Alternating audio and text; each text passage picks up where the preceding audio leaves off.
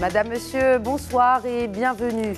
La santé au Maroc, le privé à la rescousse, c'est le thème de l'émission de ce soir. Et pour représenter le secteur public, le secrétaire général du ministère de la Santé, professeur Hicham Njmi, bonjour à vous aussi et bienvenue sur le plateau d'Eco-Débat.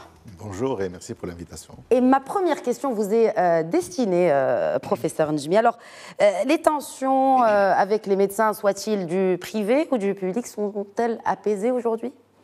Du moins, je l'espère. Il y a des discussions, il y a des négociations. Il y a ce qui est fait, bien sûr, dans le cadre, je dirais, de réunions avec les représentants. Il y a aussi des concertations qui sont faites avec des collègues, avec des experts, exerçant dans l'un ou l'autre secteur, avec, bien sûr, comme objectif principal, c'est d'essayer un petit peu d'uniformiser les idées et de proposer bien sûr des mesures qui seraient premièrement réalistes et quel genre de mesures, applicables professeur ? Et acceptables. Ça dépend du secteur. Puisqu'on parle du privé. Quand on parle du privé, je pense qu'il y a un certain nombre de revendications relatives notamment par exemple à la problématique de la fiscalité. Nous avons des propositions de sens en tant que ministère de la Santé, pour éventuellement accompagner les collègues du privé dans leur plaidoyer par rapport à l'incitation fiscale qui accompagnerait bien sûr les investissements moyennant un certain nombre de conditions. Ça, on a de problème. Il y a la problématique de la tarification nationale de référence qu'il faudra certainement revoir et mettre à jour. Et je peux vous dire, je peux l'annoncer que probablement dans les 2 semaines à venir, il y aura une reprise des réunions pour discuter des conventions nationales avec l'Agence nationale de l'assurance maladie. Il y en a d'autres, mais voilà, on a une réunion incessamment aussi avec quelques représentants de syndicats de médecins libéraux. Et on va certainement essayer, encore une fois, de trouver un consensus. Dans votre introduction, vous avez parlé d'agonie. Non, j'ai... De métastases. Après les métastases. Non, messieurs. Parce que justement, quand on est au stade de métastase, si on n'est pas guéri, le secteur est en effet agonisant. Sinon, pourquoi on se tournerait... Le secteur public est agonisant, sinon pourquoi 3/4 se tourneraient vers le privé, professeur Njmi ? Madame, je pense qu'il faut nuancer quand même les choses. Il y a certainement des problèmes dans le secteur de la santé, comme beaucoup dans d'autres secteurs, notamment sociaux. Ça, c'est une réalité. On le reconnaît. Il y a des choses qui sont en train d'être faites. Il y a des pistes d'amélioration. On en est conscient. Mais on n'est pas à l'agonie. Quand vous prenez un système de santé national, public, quand vous prenez l'espérance de vie qui était de 47 ans, je ne vais pas dire de bêtises, juste après l'indépendance, aujourd'hui, on est à 76 ans. Presque 76 ans, donc on est en train de s'occidentaliser sur ce point. Nous avons un système de santé qui est efficient. Il y a des réalisations qui sont efficientes, compte tenu des moyens qui sont alloués. Il y a certainement, comme j'ai dit tout à l'heure, il y a des problèmes qu'il faudra certainement régler. Il y a des pistes d'amélioration, mais ce n'est pas un secteur qui est à l'agonie. Et quand on parle, nous, on est un ministère de la Santé, point. Et donc, c'est le public et le privé, et le privé non lucratif. Alors, ah oui, c'est vrai, nous allons en parler. Puisqu'on parle de privé, d'ailleurs, juste par rapport à la question sur la couverture médicale, finalement... Oui, alors, je reviens à votre question sur la couverture médicale. Est-ce que ça permet à un citoyen marocain d'aller chez le médecin généraliste ou spécialiste et de se soigner ? Alors, une partie de réponse a été donnée par le professeur Heikel, parce que quand on parle des dépenses en santé aujourd'hui, ça c'est un chiffre qui est fourni par l'ANAM, à peu près 50% de reste à charge. C'est-à-dire que, quel que soit votre type de couverture médicale de base, vous allez pratiquement payer 50% du montant de vos soins. Mais il faudra là aussi rappeler le processus de la couverture médicale au Maroc. C'est un long processus. Ça a commencé avec l'AMO, la phase pilote du RAMED qu'on avait commencé à la région Benimla, c'était vers le 2007-2008, puis la généralisation du RAMED en 2013, et aujourd'hui on parle du lancement, bien sûr, des négociations concernant l'assurance maladie des indépendants, des salariés non fonctionnaires. On est à 64% de couverture médicale de base aujourd'hui. On espère être à 94% dans les quelques années à venir. C'est quelque chose de considérable. Et là aussi... Donc votre réponse est oui. Aujourd'hui, la couverture médicale permet aux citoyens marocains... Aujourd'hui, c'est pas un oui. Aujourd'hui, on a permis, grâce à tous ces mécanismes qui sont mis en place par rapport à la couverture médicale, de garantir un meilleur accès aux soins de la population de manière générale et encore plus de la population la plus défavorisée. Mais là aussi, il y a des choses à améliorer. Je voudrais parler de combien ça coûte. Donc aujourd'hui, est-ce que les barèmes datent de 2006, n'est-ce pas, les barèmes de consultation? Oui, la dernière convention, c'était en 2006. En 2006. Alors aujourd'hui, est-ce que ces prix-là sont appliqués partout? Professeur Semlali, est-ce qu'aujourd'hui, le barème de consultation est appliqué partout? Et déjà, combien ça coûte une consultation chez un médecin généraliste? C'est difficile de répondre à la question combien ça coûte. Pour revenir un peu à ce qu'on appelle la tarification nationale de référence. Aujourd'hui, nous avons une assurance maladie qui est en train de devenir malade, quantitativement et qualitativement. Je dis bien, est en train de devenir malade. Pourquoi?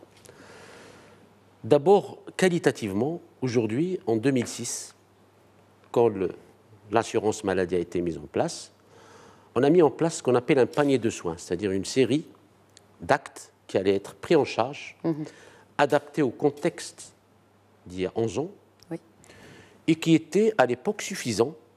Aujourd'hui, 11 ans après, ce panier de soins n'a pas bougé. Technologiquement, l'offre de soins s'est améliorée, les techniques de traitement se sont améliorées, des médicaments ont vu le jour. Et si le citoyen continue à payer les 50% que le professeur Njmi a dit, c'est parce que ce panier de soins qualitativement n'a pas bougé. Ne tient pas compte, en fait, justement, des nouvelles... Deuxièmement, lorsqu'on a mis en place l'assurance maladie, à l'époque, j'étais déjà à l'Association nationale des cliniques privées, on savait que les tarifs étaient bas. Et on a accepté parce que... Mais étaient bas par rapport à qui? Par rapport au coût de soins. Parce qu'aujourd'hui, chaque acte, il y a un coût. Quel est le coût? Qu'est-ce qui englobe justement on a avec ce nous coût? le professeur Njmi, qui est réanimateur de grande qualité et connu au Maroc. Aujourd'hui, l'État marocain, le ministère de la Santé, a évalué le coût d'une journée de réanimation à 4 000 dirhams. Prix de revient. Aujourd'hui, l'assurance maladie offre 1 500 dirhams. Il faut qu'on soit les Marocains correctement. Donc, je vous donne un exemple de l'insuffisance, je dirais, quantitative. Aujourd'hui, il y a des actes, le coût dépasse largement ce qui est proposé par l'assurance maladie. Et tant qu'on n'a pas révisé qualitativement et quantitativement les clauses de l'assurance maladie, aujourd'hui, le Marocain paye 1 dirham sur 2. Deuxièmement, il ne faut pas oublier, et c'est un chiffre quand même pour le Maroc, qui se veut être un pays émergent, il n'y a que le tiers des Marocains qui bénéficient de l'assurance maladie. Aujourd'hui, il y a l'assurance des indépendants qui tarde à venir, c'est 10 millions d'adhérents, elle tarde à venir. Si on veut être un pays... Si vous-même médecin, vous n'avez pas de... Ah, moi j'ai une mutuelle. Non, mais je parle de manière générale, ça fait partie de vos revendications. Non, aujourd'hui, il faut qu'on revoie l'assurance maladie qualitativement, quantitativement, et bien sûr, tout citoyen marocain, soit à travers le RAMED, soit à travers l'AMO, soit à travers notre assurance, a droit à une couverture. Très bien. Peut-être une réaction de professeur Haikal avant qu'on ne prenne une pause. Écoutez, moi, ce que je voudrais, c'est qu'on insiste sur la notion, et je rejoins ce que dit professeur Njmi, je pense qu'il faut qu'on change de paradigme. La santé n'a pas de prix, mais elle a un coût. Qui est capable de supporter ce coût? On ne veut pas le faire supporter aux citoyens, parce que le citoyen n'a pas les moyens. Mais il y a des éléments qui sont importants. Et je voudrais préciser une chose très importante. Le Maroc a fait d'énormes progrès sur le plan sanitaire. Hein, c'est sûr. Et d'ailleurs, quand vous voyez le classement sur le plan de la politique de santé publique, nous sommes 29e mondial. Par contre, en termes de performance, par rapport à l'équité, on est 109e. Et ça, on le reconnaît, on l'admet parfaitement et on veut corriger les choses. Néanmoins, si nous ne revoyons pas un certain nombre d'éléments, la filière de soins, le parcours de santé, la collaboration entre le privé et le public, mieux que ça, l'évaluation des coûts, combien ça coûte et qui va payer. Et qui va payer? Nous, on ne dit pas qu'il faut que ce soit le citoyen qui paye, mais il faut bien. Alors, soit c'est l'État, soit ce sont les organismes de prévoyance sociale, soit c'est tout le monde. Mais il faut qu'on accepte qu'on ait le courage de s'asseoir et de réfléchir à un nouveau paradigme de financement de notre système de santé pour avoir non pas une médecine... Ça n'a jamais été le cas, vous ne vous êtes jamais assis avec les autorités pour que vous mettiez en place des paradigmes Il y a eu des assises de la santé, il y a eu des assises, mais je pense qu'il faut encore plus. Est-ce que le secteur privé a fait partie de l'élaboration ou des consultations pour justement ce plan 2025 fraîchement présenté par le ministre de tutelle? Oui, mais pas suffisamment. Pas suffisamment. Bonsoir à nouveau et bienvenue sur Ecodébat pour ceux qui nous rejoignent aujourd'hui. Ecodébat s'est donc déplacé au premier forum africain sur la sécurité routière qui se tient ici à Marrakech. Alors, juste avant la pause, nous avons évoqué en compagnie de mes invités cette question primordiale qui concerne la gouvernance et notamment comme pilier central en ce qui concerne les politiques publiques pour la lutte contre les accidents de la route. Je souhaiterais faire intervenir Bennassar Boulajoul justement sur cette question et en ce qui concerne la stratégie nationale de lutte contre les accidents de la circulation. Justement, cette question de gouvernance est extrêmement importante. C'est bien d'avoir des stratégies sectorielles ou bien des plans d'action sectoriels, mais si la sécurité routière n'est pas placée dans l'agenda du gouvernement et vraiment au niveau le top le plus élevé dans n'importe quel gouvernement, dans n'importe quel pays, vous ne pouvez pas créer de la valeur ajoutée au niveau de la sécurité routière. Les études montrent, c'est vrai, que le facteur humain il est responsable à plus de près de 90%, et ça c'est vrai, mais l'erreur elle est humaine. Donc charge à l'État d'offrir un système qui prend en considération cette erreur humaine. Donc, c'est comment offrir un système qui est indulgent même par rapport à l'erreur humaine. Et je pense qu'aujourd'hui, l'expérience internationale montre que si la sécurité routière est placée au cœur de la politique publique de manière générale dans n'importe quel pays, on peut avoir justement de véritables stratégies, des stratégies qui préservent des vies. Parce qu'au niveau de la sécurité routière, on a besoin de prendre des décisions en ce qui concerne la législation, des décisions en ce qui concerne les moyens financiers, parce que la sécurité routière, c'est des moyens, c'est l'objectif même de cette émission. La sécurité routière, il faut investir dans la sécurité routière, il faut investir dans l'infrastructure, il faut investir dans l'achat des équipements de contrôle, il faut investir dans les nouvelles technologies, il faut investir dans l'éducation, et ça, c'est dans la formation, etc. Donc tous ces éléments-là, donc ça demande vraiment une décision au plus haut niveau de l'État. Donc vous êtes directeur, je le rappelle, du programme de politique de transport en Afrique. Et ça m'a échappé de vous poser la question tout à l'heure, en première partie d'émission. Combien ça coûte à l'Afrique l'insécurité routière? On a évoqué quelques chiffres en début de cette émission, mais combien ça coûte? Vous avez des chiffres aujourd'hui? Vous disposez de chiffres au niveau de votre institution? Oui, madame, je pense qu'on est resté sur des pourcentages du PIB qui parlent certainement à des économistes. Quand on vous dit on perd entre 3 et 5% du PIB, il faut d'abord connaître le PIB. Oui. Mais si je vous dis que le coût annuel estimé aujourd'hui de l'insécurité routière au niveau mondial est de près de 520 milliards de dollars. Annuellement dans le monde. Et qui correspond à quel PIB plus ou moins? Qui correspond exactement au PIB du Nigeria. Du Nigeria. Alors, quand on vous dit que le Nigeria est un des géants de l'Afrique, perdre annuellement le PIB du Nigeria, ça vous parle. La deuxième chose que je voudrais évoquer sur ce chiffre-là, c'est que quand on regarde l'Afrique et sa part dans les accidents, il est estimé à un minimum de 25% qui revient à l'Afrique dans ces 520 milliards. Alors que l'Afrique n'en demande pas autant quand on sait les besoins en ressources pressants sur les ressources publiques au niveau des différents États. Mais vous, quand vous parlez, parce que M. Boulajoul a parlé que ce soit pris en charge par les plus hautes instances d'un État, est-ce que vous, quand vous négociez, on va dire, avec ces États, avec ces gouvernements africains, est-ce que la tâche vous est facile? Est-ce qu'on comprend qu'il faut investir là-dedans? Bien sûr, nous parlons du public et notamment en infrastructure. Mais écoutez, vous avez tout à fait raison. Vous savez, la particularité d'un partenaire au développement comme la Banque mondiale, c'est que nous accompagnons les pays dans leur programme de développement. Cela veut dire que ce sont les pays qui définissent leurs priorités et demandent et sollicitent l'accompagnement de la Banque mondiale pour le financement de leurs priorités. Ce que nous apportons comme, je dirais, mesure d'accompagnement, c'est que nous disons aux pays, à chaque fois que nous sommes disposés et nous avons un accord pour vous accompagner dans un investissement, nous souhaitons qu'il y ait un volet qui accompagne la question de la sécurité routière. Très bien. Aujourd'hui, nous avons dans le portefeuille des projets actifs environ 900 millions de dollars qui est consacré à la sécurité routière. Et en Afrique. En Afrique.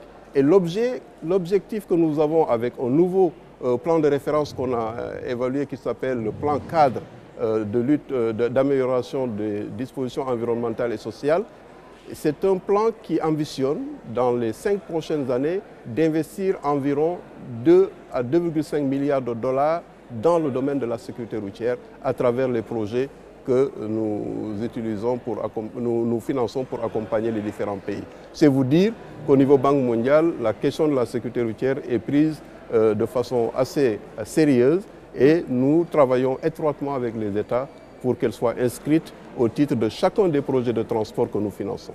Alors, Susana Zamataro, oui, bien sûr, si vous voulez rebondir, et puis surtout qu'on parle de cet état des routes et combien il y a un gap à financer en ce qui concerne les infrastructures en Afrique. Mais je suppose que vous voulez rebondir sur... Je voulais rebondir sur ce qu'il dit, et ça revient un peu au début de notre discussion sur l'importance de la coordination et de la collaboration. Les résultats qui viennent d'être mentionnés, le fait que la sécurité routière fait partie, nous les juristes, on aime bien dire les conditionnalités qui viennent avec les projets, mais il y a une espèce de contrôle ou de clause. Conditionnalité, c'est-à-dire si vous voulez qu'on vous débloque, il faut que ça réponde à certains critères. Il y a des critères. Enfin, on parle en toute simplicité. On simplifie, Monsieur Diouf. Je me permettrai de rectifier parce que nous n'avons plus de conditionnalité à la Banque mondiale. Il n'y a pas de conditionnalité. Il n'y a pas de conditionnalité. Mais il y a des critères. En tout cas, proprement dites. Ça peut être un peu contourné avec d'autres termes. Des critères. Nous suggérons, très bien, lorsque nous finançons, que cette question soit prise en compte. Et on a des éléments. C'est pour le bien de la population. Et on a des éléments mal, qui permettent de convaincre les États. Parce qu'on parle d'économie, comme vous dites, on leur met les chiffres sur la table. Vous allez voir n'importe quel ministre des Finances. Je prends l'exemple du Sénégal, puisque là, je suis sénégalais, je peux en parler. Lorsqu'il s'est agi d'évaluer le coût de la congestion, on l'a mis sur la table que ça vous coûte 108 milliards, 2% de votre PIB. Il a reculé sur sa chaise, il a dit, mais là, on doit en parler. Voilà. Donc ça implique. Voilà. Ça fait plus d'implication. Je vous laisse finir peut-être votre idée. Justement, on arrive à ce genre de résultats grâce à une collaboration qui se fait au niveau international.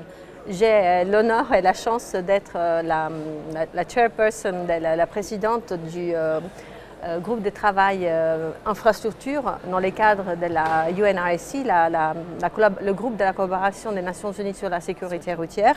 Et j'ai souvenir de comment c'était difficile de mener ces discussions sur la table, le rôle que les banques, où chacun, les uns et les autres, peuvent avoir justement, pas d'en mettre les conditionnalités, mais d'accompagner la réflexion de certains pays quand il s'agit de la sécurité routière. Donc ça vous donne, si vous voulez, un exemple concret de comment la collaboration, même des forums comme celui-ci, se traduise après concrètement au niveau opérationnel dans les projets.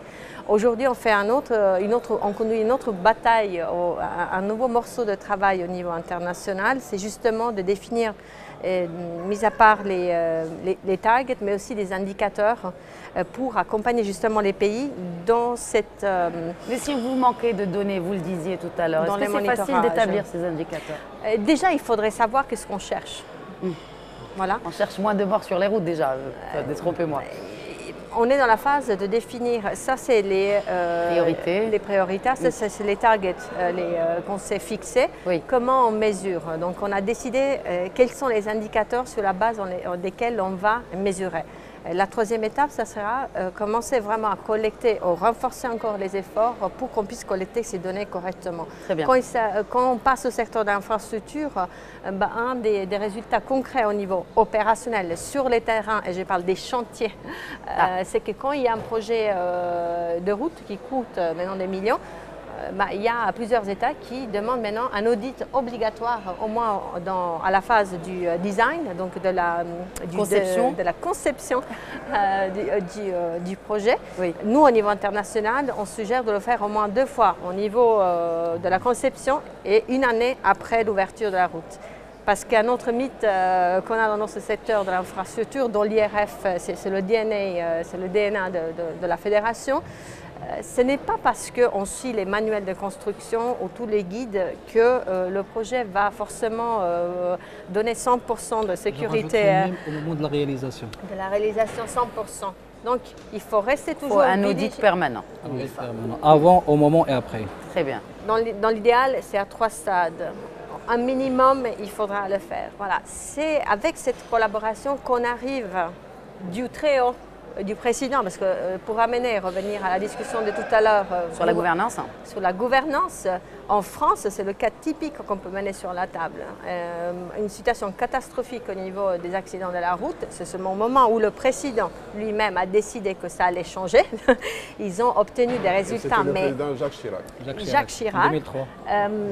Des résultats mais formidables, absolument formidables. C'est pas qu'ils ont investi, oui, ils ont investi un peu plus, mais c'est encore une fois, on revient à l'idée de l'approche systémique.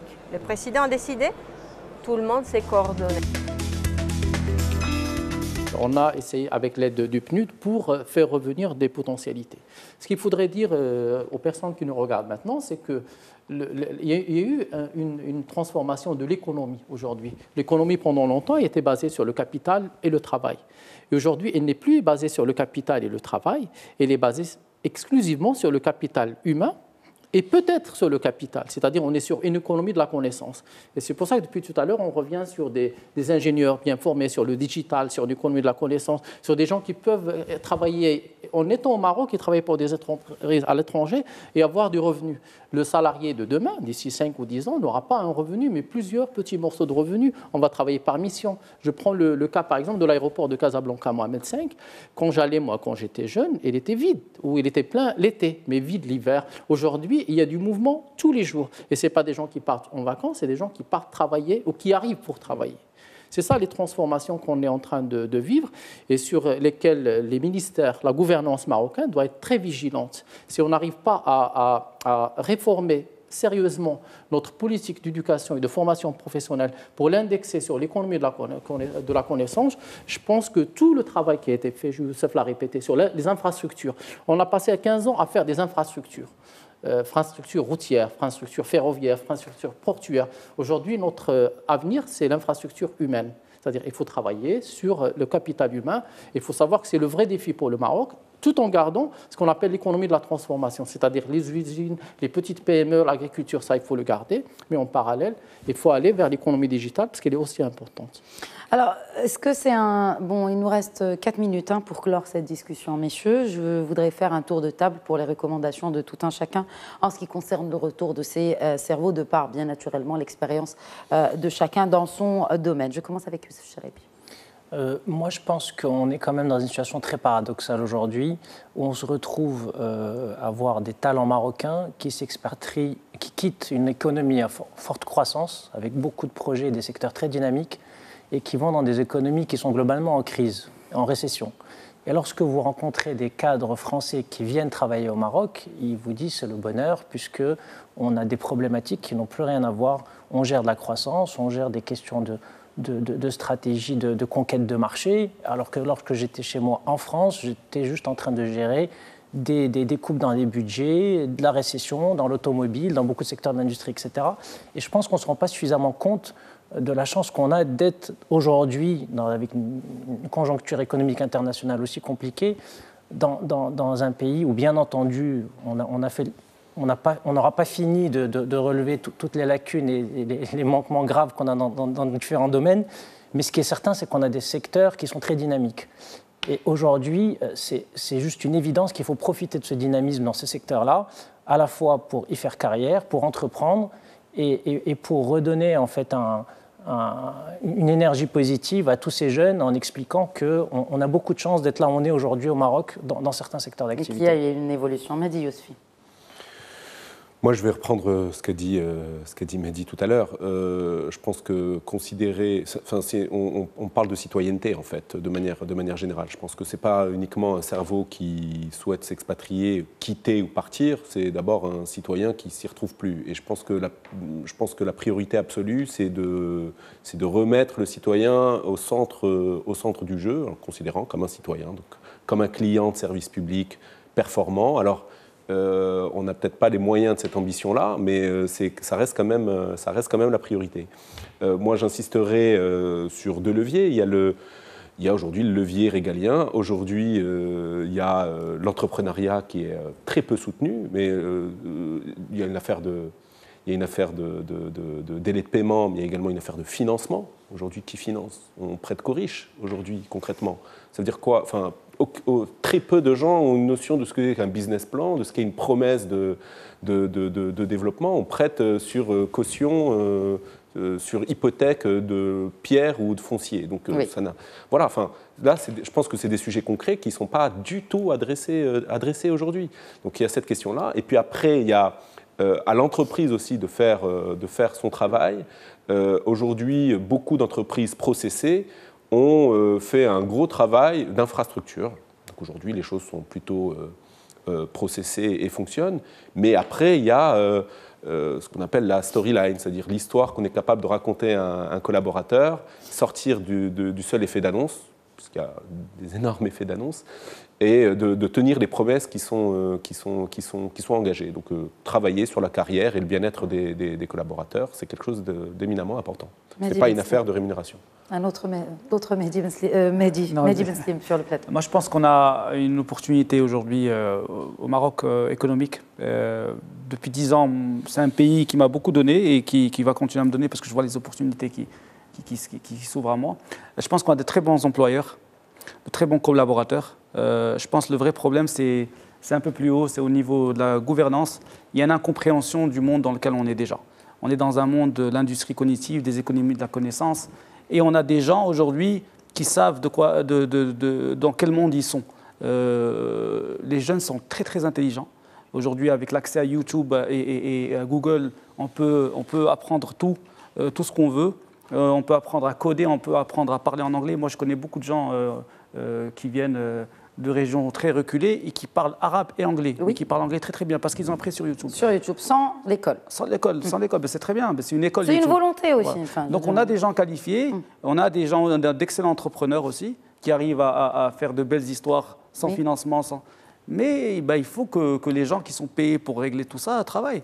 Et c'est tout. Abdelhadi Lioumi, un dernier mot en une vingtaine de secondes. Alors, il faut travailler sur les trois dimensions, public, privé et aussi les ONG, aller vers ce qu'on appelle une démocratie sociale au Maroc. Elle permettra de retenir les gens ou de revenir. Et puis, se poser la question, est-ce que la gouvernance politique au Maroc, est-ce qu'elle répond aux intérêts du pays ou pas? Et est-ce qu'il est effective ou seulement sur le papier? Oui, il faudrait peut-être la repenser. La repenser. Comme repenser notre modèle de développement. Mais je suis maroco-optimiste. La bourse doit être le reflet de l'économie. C'est un principe. Mais je ne crois pas que ce soit le cas pour notre pays. La bourse de Casablanca, elle a été justement relancée en 1993 par le ministre Si Mohamed Bagada, à qui je tiens à rendre hommage. Et elle est aujourd'hui vraiment l'image, elle devrait être l'image de notre économie, ce qui malheureusement n'est pas le cas. Comme vous l'avez dit vous-même dans votre édito, très intéressant et récapitulatif, la bourse de Casablanca ne connaît pas ou ne rend pas les résultats attendus. Très bien. Alors, on a eu donc cet élan entre 1995 et 2006, un élan non justifié qui a suivi en 2007 et 2008. Mais que s'est-il réellement passé après cette date de 2008, professeur Drabi? Alors, il faut rappeler que, effectivement, un marché boursier doit refléter l'économie réelle. Qu'est-ce qui se passe au Maroc pour l'économie réelle? Nous avons une économie réelle qui va évoluer, donc une production, et normalement, le marché boursier doit être le reflet de cette économie réelle. Il faut rappeler qu'avant 2007, on va dire à la crise du subprime, il y avait une euphorie, bulle spéculative, non justifiée, et qui a été l'image d'une déconnexion totale du marché réel par rapport au marché financier. Il faut respecter les flottants. Oh oui, mais on est bien d'accord. On n'y revient plus par rapport à cette question. On en a parlé en première partie de l'émission. Ça a été démontré que des marchés qui ne sont pas liquides, la seule façon de créer de la liquidité, c'est augmenter en termes de sociétés cotées, ce qui est en train de se faire. Et la Bourse de Casablanca, la gouvernance de la Bourse de Casablanca sont en train de travailler dessus. Malheureusement, les résultats se font attendre. Oui, mais bon, mais là, on revient... Regardez la proportion des entreprises liquides à la Bourse de Casablanca. On a combien d'entreprises cotées? On en a 72. Combien d'entreprises cotent quotidiennement? 5, 6, 7. Mais on est bien d'accord. Moi, je considère que dans des émissions comme ça, il faut être un peu concret. Oui. Et là, on est obligé de constater aujourd'hui, quand on regarde par exemple avant de venir à cette émission les séances passées sur les 2 derniers mois, que ce sont toujours les mêmes entreprises qui cotent, que ce sont les mêmes entreprises qui font du volume, que le volume est très faible et que la Bourse de Casablanca, on a du mal même à en parler comme étant un marché dynamique. Donc, je crois qu'il ne faut pas la comparer au Nasdaq, avec tout le respect que j'ai pour notre pays. Il ne faut pas la comparer au Nasdaq. Et surtout, il ne faut pas prendre du Nasdaq des solutions inversement pour les appliquer à notre marché. Alors c'est intéressant que vous souleviez ce point, justement. Oui, pour compléter, donc le management de la Bourse de Casablanca avait proposé de créer une chambre de compensation des sociétés gestionnaires, un peu comme ce qui se fait à la City londonienne, mais est adapté aujourd'hui à la réalité d'un marché marocain qui manque terriblement de dynamisme. Non, vous savez, madame, et encore faut-il que cette réforme se fasse. Encore faut-il que la réforme qui a été initiée par la démutualisation par M. Boussaïd se fasse. Parce qu'aujourd'hui, certes, tout le secrétariat qui est un opérationnel, moi je suis que journaliste, peut en témoigner. Ils sont très très lents à la détente. Ils ont mis 3 ans à nous annoncer que on va créer une holding. Moi, je sais que les holdings, ça se crée tous les jours et très, très facilement. Il y a un très, très grand plan de réforme. On n'en voit pas la couleur. Et malheureusement, de réforme de la Bourse de Casablanca. De la Bourse de Casablanca, on en connaît les grandes lignes. Par exemple, la création d'un marché de PME, on sait. Mais quand on leur demande quel est le capital d'introduction exigé pour une introduction en bourse d'une PME et qu'on nous répond 10 millions de dirhams et que nous connaissons les PME parce que nous les vivons et qui sont loin d'avoir un capital de 10 millions de dirhams, on se dit en quoi consiste cette réforme. Et il y a beaucoup de choses à dire sur ce sujet. Je crois que si vraiment moi, personnellement, je dois alerter sur quelque chose, c'est de reconnaître la vérité. Le marché est restreint. Il est peu liquide, la Bourse de Casablanca n'est pas efficiente, les banques, Dieu merci, que Dieu nous les garde, sont les seules qui font avec les Maroc Télécom un peu le marché.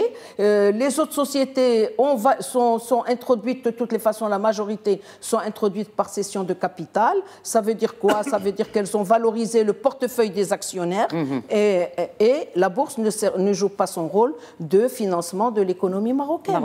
Rachid Tarias, une réaction. Si je peux parler sur ce point, je distingue entre deux volets qui sont concomitants, qu'on traite en parallèle. Il y a la fameuse, effectivement, feuille de route de la bourse dans le cadre de la mutualisation. C'est un sujet structurant, lourd, donc forcément qui prend du temps. Mais qui concerne le capital. Pardon. C'est l'ouverture de capital de la bourse. Non, c'est-à-dire, oui. Je n'ai pas compris. Ce que je veux dire par là, c'est que la démutualisation. Elle a beaucoup plus apporté dans la restructuration du capital et la main qui a été donnée aux institutionnels, etc., faiseurs de marché, qu'elle se traduit dans la dynamique de la réforme, de la dynamique de marché. Voilà ce que j'ai dit. On le laisse peut-être réagir. La feuille de route, comme vous l'avez dit, elle a été signée initialement avec le ministre M. Boussaïd, avec un cahier de charge clair qui est pour les nouveaux actionnaires de la bourse. bourse, de développer ce marché avec un horizon de 5 ans. Déjà dans les contrats, c'est 5 ans, c'est une perspective. Parce qu'on ne peut pas... Est-ce que les 5 ans étaient enclenchés? Rien que ça. Ça a été Est-ce qu'on a commencé? Vous permettez juste, on le laisse peut-être finir son idée. Mais bien sûr que ça a démarré. Bien sûr que ça a démarré. Les travaux ont démarré, ça fait... Même avant que ça, juste après démutualisation, l'annonce officielle, ça a démarré.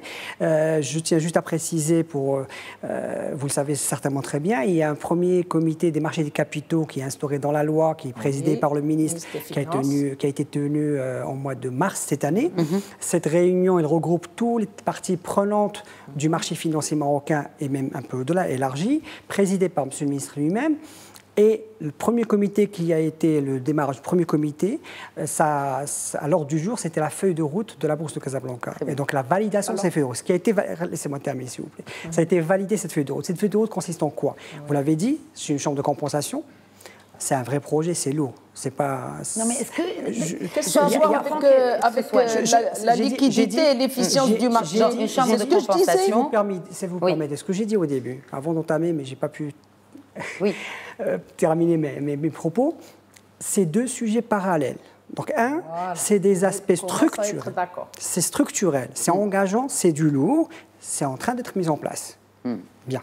Il y a les autres sujets parallèles qui nous concernent, dont on parle plus maintenant, qui sont plus, entre guillemets, court-termistes. C'est quelles sont les mesures, quelles sont les différentes réformes qu'on peut mettre en place pour améliorer et faire en sorte que ce marché-là joue pleinement son rôle.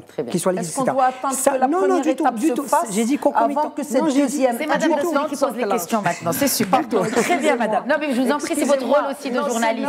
Et la question a été très pertinente, en effet. J'ai dit quel est l'horizon? J'ai dit que c'était en parallèle.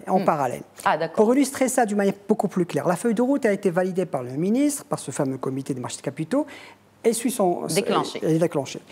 Ce qui est en parallèle, juste je tiens à préciser un point par exemple, c'est que tous les opérateurs dans ce marché ont été sollicités par les autorités, Trésor, AMC, etc., pour présenter un peu leur stratégie. La PSB, comme les autres associations, on a fait notre travail, on a fait un document avec une analyse de l'existant, comparative avec les autres marchés émergents, comparables africains, etc. Et le diagnostic, on l'a partagé avec tout le monde, et avec des plans d'action concrets. Notre stratégie, ou ce qu'on propose, il est axé sur quatre piliers rapidement. Le premier, c'est améliorer la liquidité du marché, justement. C'est une priorité pour nous. Deuxièmement, c'est financer l'économie. Je vais dire. Troisièmement, c'est avoir ce rôle de vraiment centre financier régional. Donc, comment on peut le positionner comme ça? Et troisièmement, tout à fait. Et quatrièmement, c'est l'infrastructure. Le CFC n'est-il pas un hub régional, financier régional? Alors, on parle de la bourse de Casablanca qui va devenir un hub régional, ou du CFC? Non. CFC, c'est un sujet, si vous plaît, juste termine mon propos. On a parlé de comment. Vous avez posé une question pertinente, très intéressante, c'est comment on peut dynamiser ce marché aujourd'hui, comment on peut faire en sorte qu'il soit plus liquide. Il y a des actions concrètes qui sont en cours de discussion, voire d'avancement. J'ai parlé tout à l'heure de prêt-emprunt-titre. On est convaincus, nous, que le prêt-emprunt-titre, c'est un axe très important parce que ça permettrait justement de réduire l'effet de ce flottant. Il y a d'autres mesures qu'on est en train de discuter avec le Trésor, notamment parce qu'on veut développer un marché, vous l'avez dit tout à l'heure, Madame Dessouli, c'est l'offre et la demande. On cherche à avoir des épargnants en plus et on cherche à attirer des personnes physiques. Et l'une des solutions serait de réformer le PEA. Une hausse de 25% sera appliquée dès que la boisson contient entre 50 et 100 grammes de sucre par litre. Et enfin, une augmentation de 50% de la TIC sera appliquée à toutes les boissons dont la teneur de sucre excède les 100 grammes par litre. Je voudrais à présent parler, n'est-ce pas, de cette filière sucrière. Je me tourne vers Mehdi Fakar. Alors, la moitié des besoins nationaux, n'est-ce pas, est produite localement. Absolument. Pour certains industriels, si ils devaient payer pas de droits de douane, en tout cas sur le sucre importé, ça leur coûterait moins cher que de le produire ici. Qu'en dites-vous? Absolument. Il faut dire que c'est un raisonnement qui tient sur le plan technique, qui a été déjà prouvé, avancé par l'un des grands opérateurs de la place, qui, pour expliquer et pour prouver et pour mettre en évidence le fait qu'il est là pour sauver la filière en quelque sorte agribusiness, c'est-à-dire la filière agricole, qui est adossée à cette filière sucrière. Mais je ne parle pas des producteurs, je parle vraiment des industriels. Absolument. Alors, si on importe, est-ce que ça impactera du coup le producteur, non? Si on importe, on va arrêter de produire, donc on va arrêter tout simplement d'acheter auprès des producteurs et on va tout simplement vendre bien sûr de la matière première ou de la raffiner directement sans avoir à encourager la filière agricole adossée à cette filière industrielle. Effectivement, techniquement, ça va coûter moins cher. D'autant plus que le marché international, si vous l'avez remarqué, et c'est une remarque qui est valable pour l'ensemble des matières premières, il y a eu une baisse. Pour ne pas dire une chute considérable. Une chute depuis le début de l'année et une reprise à partir du mois de septembre. Absolument. Donc il y a quand même toujours une aubaine, il y a toujours vraiment des opportunités qui peuvent se présenter. Techniquement, c'est le cas. Maintenant, c'est toujours nuisible à l'économie nationale de, bien sûr, favoriser une partie. Voilà pourquoi le raisonnement, tel qu'a expliqué Monsieur le ministre, il tient. Il faut regarder le problème avec un angle de 360 degrés. Il ne faut pas oublier que derrière, si on décide de supprimer d'un seul coup les subventions, les producteurs vont faire un raisonnement qui est mécanique, un raisonnement qui est d'optimisation. Et ils vont penser pas à leur rentabilité, c'est à leur profitabilité. Et de ce fait-là, ils vont se séparer des producteurs. Et ça devrait malheureusement être préjudiciable. Peut-être même de délocaliser leur business. Absolument. Ou tout simplement de faire du négoce pur et dur. Puisque ça va coûter tellement peut-être moins cher, on va se transformer en négociant et on va favoriser un peu cette nouvelle manière de voir les choses, c'est de ne pas recourir à la production, de ne pas favoriser cette industrie. Aujourd'hui, nous sommes sur un moitié-moitié. Il y a un besoin, il y a bien sûr une demande qui est considérable, bien sûr, de la part de nos citoyens, qui consomment énormément. Le chiffre, il est toujours là. Maintenant, certes, le raisonnement dépendra de l'action du gouvernement, dépendra d'un consensus général sur le devenir de cette filière.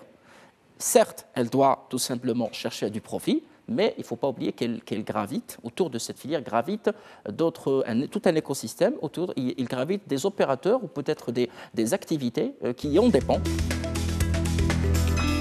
Et puis, on a la pauvreté multidimensionnelle. Pas d'école, pas de route, pas d'hôpital. Or, on a 57 milliards de dirhams pour le désenclavement, pour lutter à la fois contre la pauvreté multidimensionnelle, mais on a de l'argent pour lutter contre la pauvreté absolue. Alors, Mehdi Fakher, quel serait l'impact si on venait à retirer complètement cette compensation sur le sucre, en l'occurrence, vu que c'est notre thématique aujourd'hui? Si on le fait d'un seul coup, l'impact sera désastreux pour les producteurs. Pour qui d'abord, exactement? Tout d'abord pour les sociétés, qui vont chercher rapidement à... bien sûr, il y aura un coût immédiat, parce que le coût d'adaptation devrait en quelque sorte être considérable, parce qu'une société du jour au lendemain qui doit sortir vendre bien sûr au prix du marché, il y aura de la frustration, il y aura une sous-consommation parce que les gens ne veulent pas accepter de consommer avec le même prix. Si ces sociétés décideraient d'impacter ou de répercuter le prix directement sur le consommateur final. L'entreprise marocaine ne subira pas l'impact dans la vente de services parce qu'on trouvera des alternatives. Je vous ai proposé. On peut importer du sucre brut hors droit de douane spécifiquement pour les industriels. Très bien. Non, donc il déjà, faut cela, c'est... On est en train... Mais on a... C'est dans le pipe. Bien sûr. Vous y songez. Je fais réagir justement le secteur privé. Que pense la CGEM aujourd'hui de ces décompensations? Au fait, l'approche du RSU, donc de ce registre social unifié, est une très très bonne idée, une excellente idée. L'idéal, ce serait aussi d'avoir le registre des industriels unifiés aussi, qui vont souffrir de ça. Ils ne sont pas unifiés. Et donc, pour pouvoir cibler, cette approche de ciblage et de modèle, est intéressante en tout cas parce qu'elle va permettre effectivement de ne pas avoir de pertes ou de choses qui sont indues.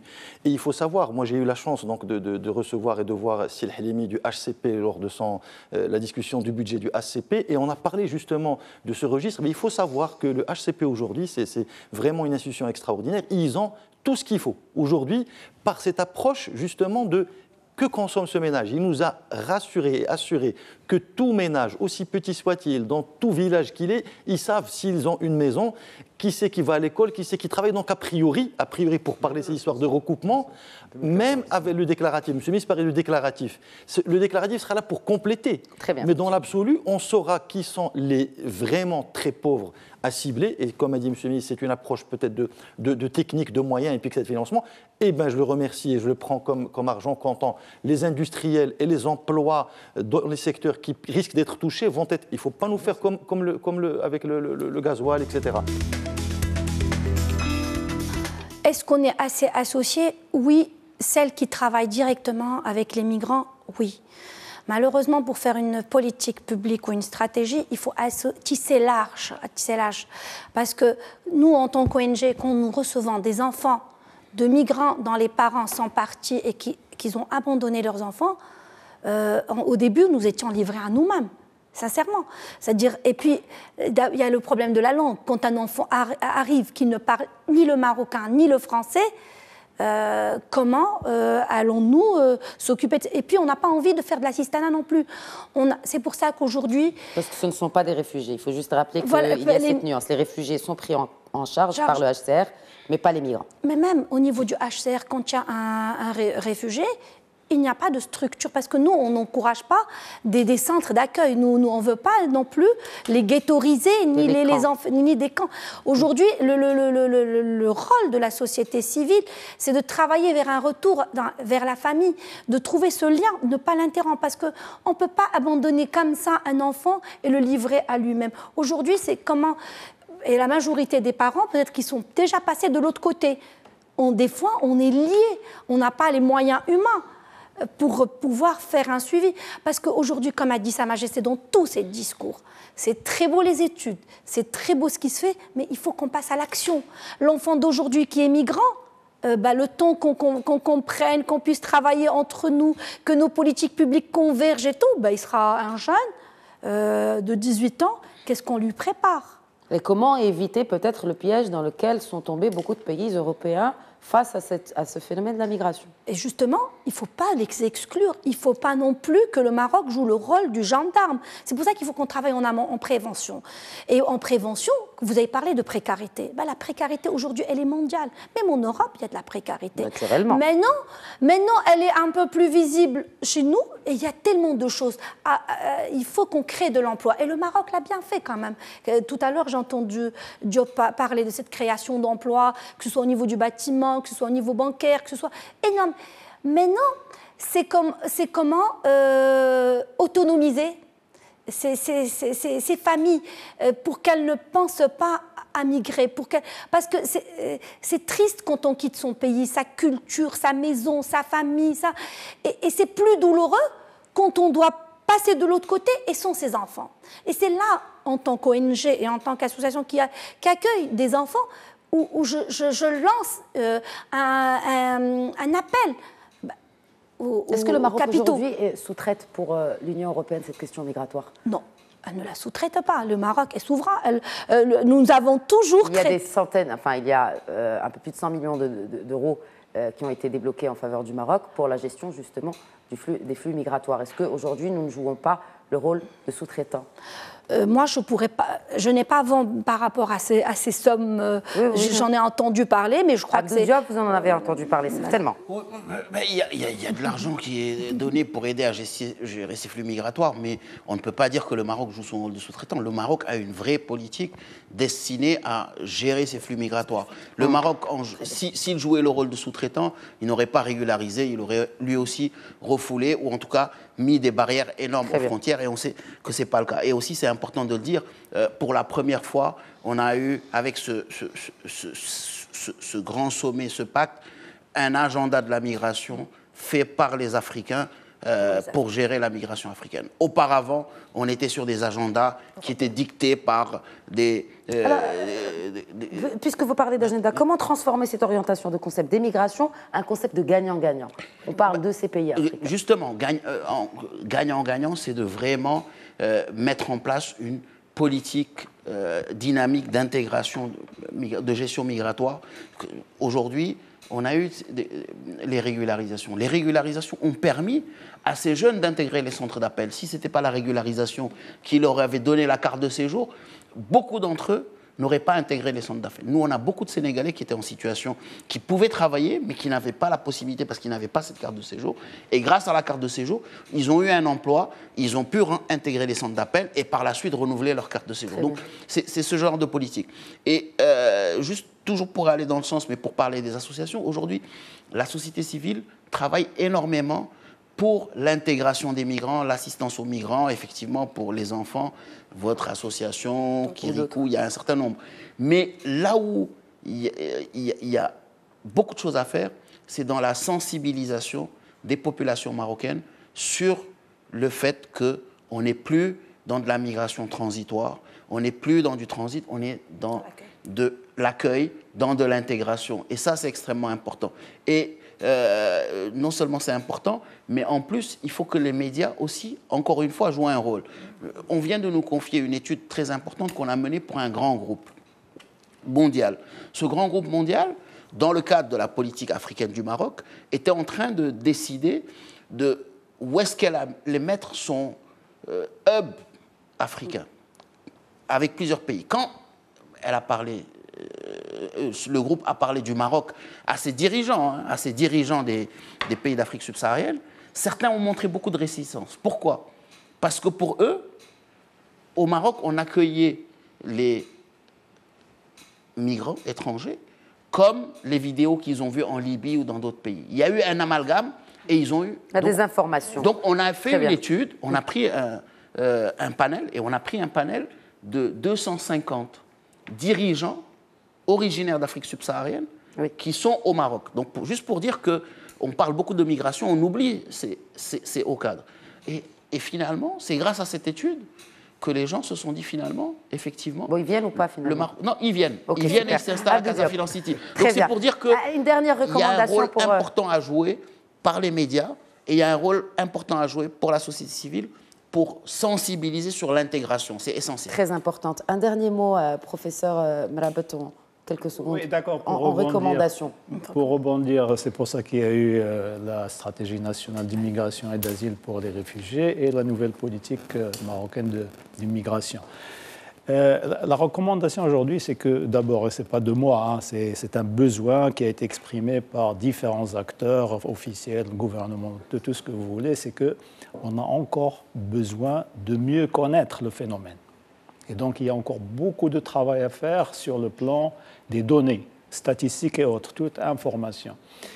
Deuxième chose, c'est qu'il faut mettre aujourd'hui l'accent sur comment faire que les migrants soient des acteurs du développement, ce qui n'est pas le cas toujours et ce qui n'est pas encore l'optimum qu'on voudrait, aussi bien pour le Maroc que pour toute l'Afrique. Ça, c'est la deuxième chose.